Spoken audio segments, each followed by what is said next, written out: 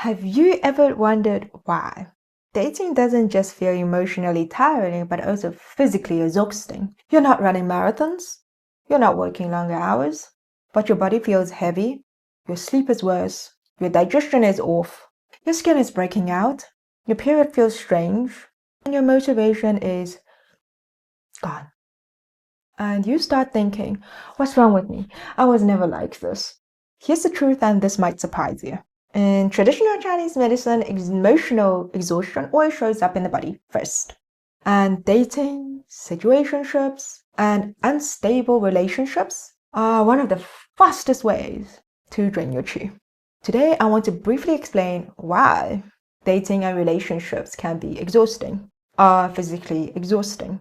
Not from psychology, not from relationship advice, but from the perspective of traditional Chinese medicine. Healing is like tending a garden, and in each video, we water the roots. I'm Dr. Amy, a traditional Chinese medicine doctor, helping you understand your body's language so that you can heal with clarity, boundaries, and balance. This video is not about blaming partners. It's not about men versus women, and it's definitely not on how to date better. It is about understanding why your body feels drained, even when nothing bad has technically happened. In traditional Chinese medicine, burnout doesn't happen in the muscles. It begins in the emotional regulatory system. That is why dating exhaustion looks like overthinking text, waiting, emotional anticipation, giving without receiving, constantly adjusting yourself to match someone else.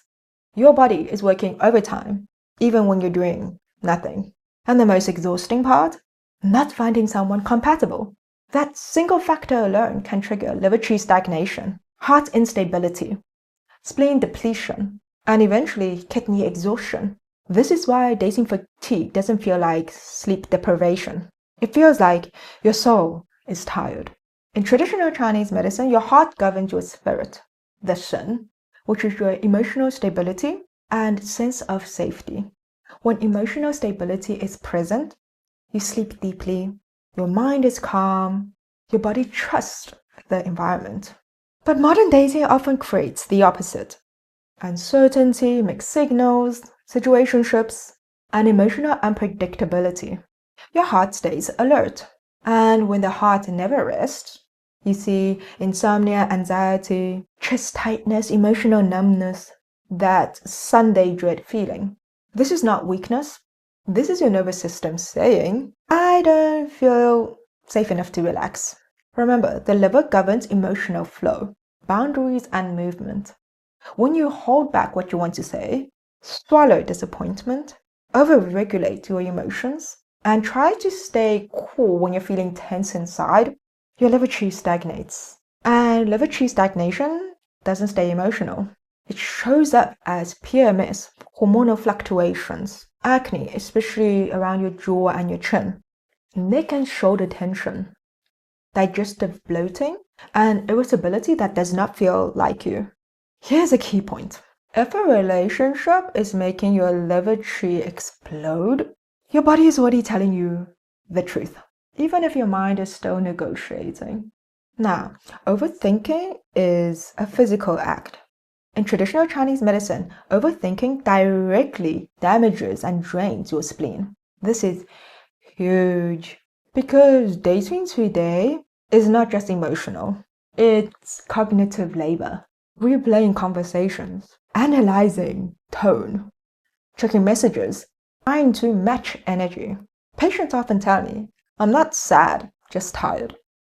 That's spleen qi deficiency. Signs include brain fog, digestive issues, fatigue after social interaction, feeling heavy but restless, needing sugar or carbs to cope. You're not lazy, your qi is just being spent inefficiently.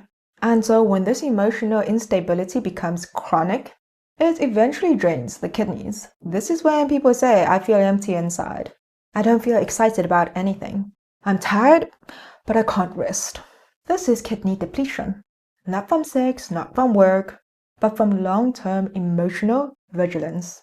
Your body is still functioning, but your inner battery is running on fumes. And here's something important. Lying in bed is not rest if your qi is stagnant. Doom scrolling is not rest. Sleeping late is not recovery. Avoiding emotions is not restoration.